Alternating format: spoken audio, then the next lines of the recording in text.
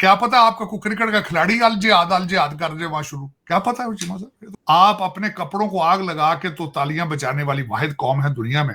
आप लोगों के ऊपर काला जादू हो चुका है। जिन कंट्रीज के ऊपर काला जादू हो जाए वहां पे नहीं आना चाहिए दूसरी टीमों को। किस मुंह से वो आएंगे? मैं तो नहीं चाहूंगा बिल्कुल वो ना यहाँ पे आए।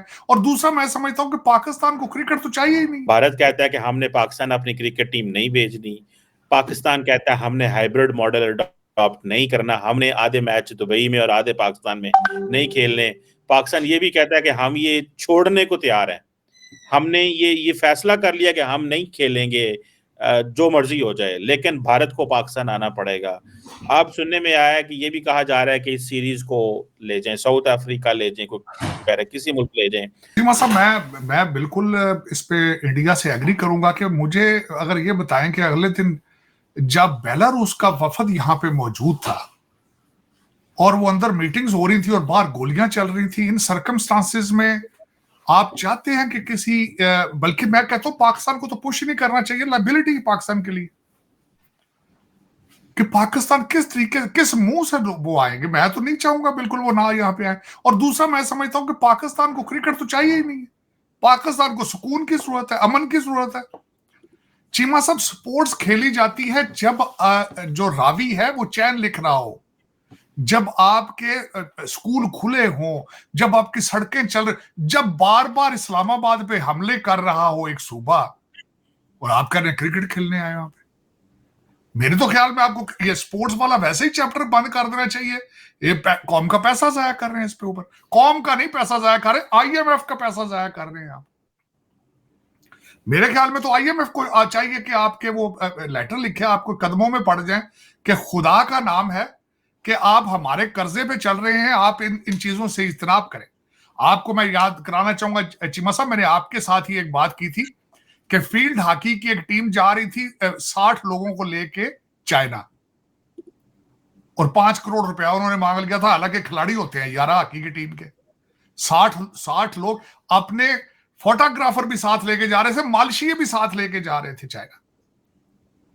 इन सर्कमस्टांसेस में चीमा साहब आप वाकई ही चाहते हैं ये सारा कुछ? क्यों? मेरे ख्याल में तो ये बिल्कुल ज्यादती है, आईएमएफ के साथ ज्यादती है। पाकिस्तान के पास तो पैसे ही नहीं है ना जो उनको दे सके। आपने तो पैसे कमाने ही छोड़ दिए हैं, आपने तो इस पे तवज्जो ही नहीं दे रहे ना, आप तो जहमत ही नहीं कर रहे हैं। आप सारा पाकिस्तान तो इस वक्त लस्सी पी के सो रहा है चीमा साहब। अगर देखा जाए तो सिर्फ एक ही है, अल जिहाद। अल जिहाद आपने देख लिया कि जहां नारे होते हैं तो नारा क्या होता है? अल जिहाद का होता है, अल जिहाद का। और लेकिन ये कि आप किसी के खिलाफ जिहाद नहीं कर सकते, ना माजी में ना मुस्तकबिल में। आप अपने कपड़ों को आग लगा के तो तालियां बजाने वाली वाहिद कौम है दुनिया में। लेकिन चीमा साहब, मेरे ख्याल में मेरा तो मशवरा यही होगा भारत को कि खुदा का नाम है, आप प्लीज ये ना करें। आप क्रिकेट, मेरे ख्याल में तो इनके साथ दुबई में भी नहीं खेलना चाहिए। क्या पता है चीमा साहब उधर भी कि मेरा मकसद है क्या पता आपका कोई क्रिकेट का खिलाड़ी अल जिहाद कर दे वहां शुरू, क्या पता है चीमा साहब? ये तो कोई पता नहीं ना, क्योंकि दौरे पड़ रहे हैं लोगों को।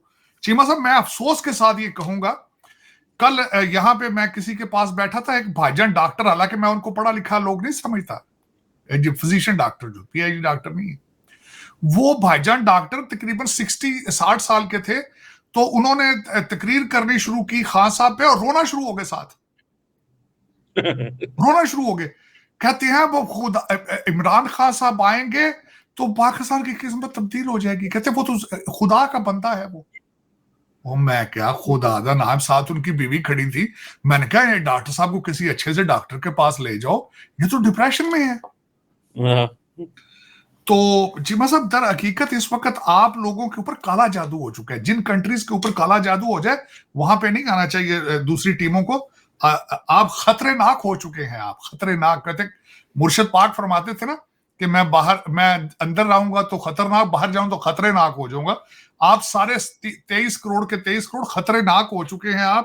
आप इलाज कराएं पहले, सबसे पहले। आप दुनिया के साथ इस तरह की डिमांड्स करनी, क्रिकेट खेलना, तो ये मैं तो नहीं है चीमा साहब इस साइड पे जाऊंगा। मेरे लिए तो अभी तक I am still in shock, जो आपके इस्लामाबाद के अंदर जो 20-25 हजार लोगों ने हमला किया है, जिनमें अफगानी भी मौजूद थे। मैं अभी तक I'm still in shock of that. In circumstances में आप किस मुंह से पूछ रहे हैं उनको कि आप प्लीज आप खुशबू लगा के पाकिस्तान आके क्रिकेट खेलें, माफी दे दें उनको, प्लीज आप ये काम ना करें।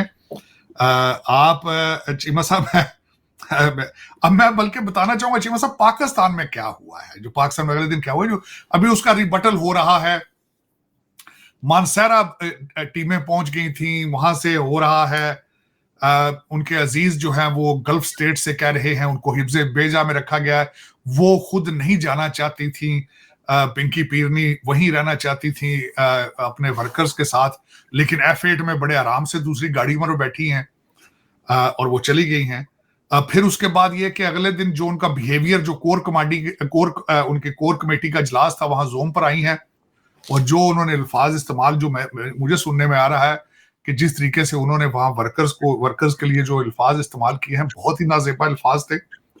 लेकिन चीमा साहब 3 चीजें मैं बताना चाहूंगा क्रिकेट की टीम की, आप इससे अंदाजा लगा लें कि क्रिकेट टीम को आना चाहिए कि नहीं आना चाहिए।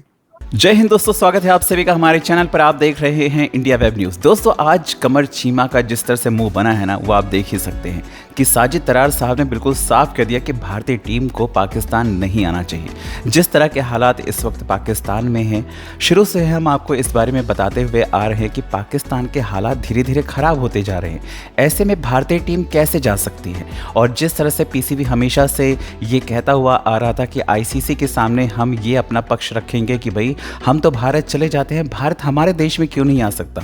तो बीसीसीआई के पास बहुत बड़ी चीज़ है इस वक्त, क्योंकि पीटीआई के जो वर्कर्स हैं, जिस तरह से वो मारकाट मचा रहे हैं और जिस तरह से वहाँ लगातार हमले हो रहे हैं, उससे एक बात साफ हो जाती है और बीसीसीआई का जो स्टैंड है वो भी बहुत ज़्यादा मजबूत हो जाता है कि वो दिखा सके कि आप खुद देखिए, सिर्फ हमारी बात नहीं है, सिर्फ हम सिक्योरिटी रीजंस की वजह से जो आ रहा है, हमारी बात छोड़ दीजिए, जो और टीमें हैं उनकी सुरक्षा का क्या पाकिस्तान ऐसे हालात में आईसीसी चैंपियंस ट्रॉफी करवा पाएगा?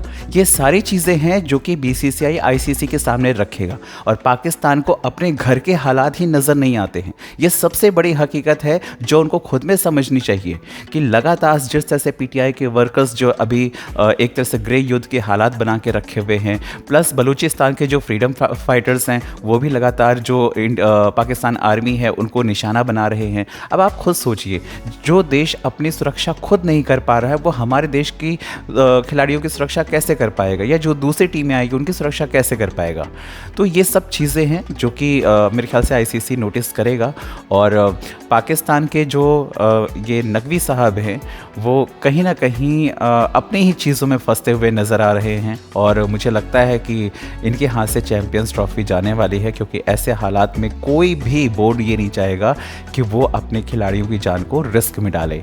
और चीमा साहब बहुत परेशान थे, लेकिन आज साजिद तरार साहब ने जब ये सब बातें कही ना, तो उनका मुंह देखने वाला था। आपने खुद देखा इस वीडियो में। आपको क्या लगता है कमेंट करके बताएं। चैनल पर अगर नए हैं तो चैनल को सब्सक्राइब करें, इस वीडियो को लाइक करें और शेयर करें। जय हिंद, जय भारत।